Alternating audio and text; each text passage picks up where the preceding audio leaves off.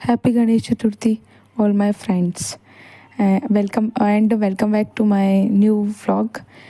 आज का व्लॉग जो है गणेश चतुर्थी क्यों बनाई जाती है, गणेश जी का जन्म कैसे हुआ, उसके ऊपर है।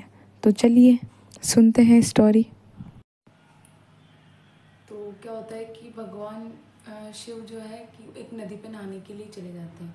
तो पीछे से माता पार्वती को भी स्नान करना होता है। तो अब उनका ध्यान कौन रखेगा? अगर वो नहा रही है, स्नान कर रही है, तो कोई भी अंदर आ जाए। तो उन्होंने क्या किया, अपने शरीर के शुद्ध मेल से एक पुतला बनाया, फिर उसमें प्राण डाल दिए और उसका नाम उन्होंने गणेश रखा। तो उन्होंने कहा कि जब तक मैं नहा रही हूँ तुम द्वार पर बैठ जाओ और ध्यान रखना कि कोई अंदर नहीं आ पाए। तो उन्होंने बोला ठीक है। फिर माता पार्वती जी अंदर नहा रही होती है, फिर बाद में भगवान शिव आते हैं। तो वो अंदर जाने के लिए जा रहे होते हैं, तो गणेश जी ने उनको वहीं रोक लेते हैं। तो गणेश जी वहाँ रोकते तो जो शिव जी भगवान होते हैं वो बोलते हैं कि तुम मुझे अंदर जाने से क्यों रोक रहे हो, तुम हो कौन? क्योंकि उनको तो पता ही नहीं था ना कि ये कौन है, वो जानती नहीं थी। क्योंकि उनके जाने के बाद माता पार्वती ने उनकी गणेश जी को बनाया था। तो फिर उन्होंने खूब समझाया शंकर भगवान ने कि तुम मान जाओ, मुझे अंदर जाने दो। लेकिन भगवान ने तो माता पार्वती की आज्ञा का पालन करना था, इसलिए उन्होंने नहीं जाने दिया।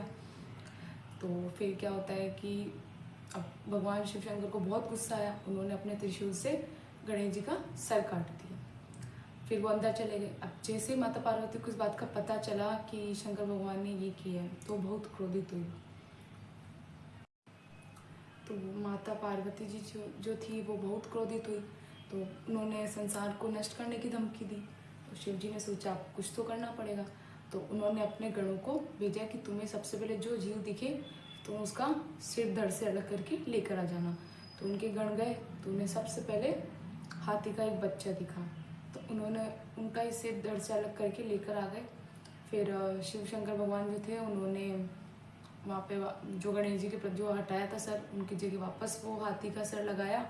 और फिर सभी देवी देवताओं से मिलके सभी शक्तियाँ दी उनको, वापस उनमें प्राण आए, शक्तियाँ दी। फिर उनको प्रथम पूज्य बनाया कि सबसे पहले कोई भी शुभ काम होगा तो इन्हें पूजा जाएगा, गणेश जी को ही। और ये सब जिस दिन घटित हुआ उस दिन भाद्रपद कृष्ण पक्ष की चतुर्थी थी, यानी कि आज जिस दिन मैं आपको ये ब्लॉग डाल रही हूँ। तो इसी दिन से गणेश चतुर्थी मनाई जाती है। और गणेश भगवान के जन्म, क्योंकि उसी दिन इनका जन्म हुआ था, तो इसीलिए हम गणेश चतुर्थी बनाते हैं। और इसी दिन हमारे गणेश जी,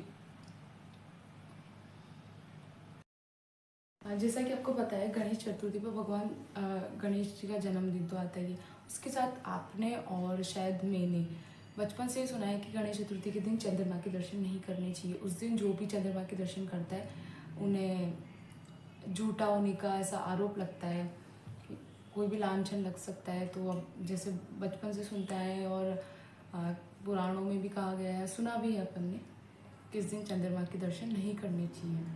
कलंक लगता है, जो व्यक्ति आज के दिन गणेश चतुर्थी के दिन चंद्रमा का दर्शन करता है उसको कलंक लगता है।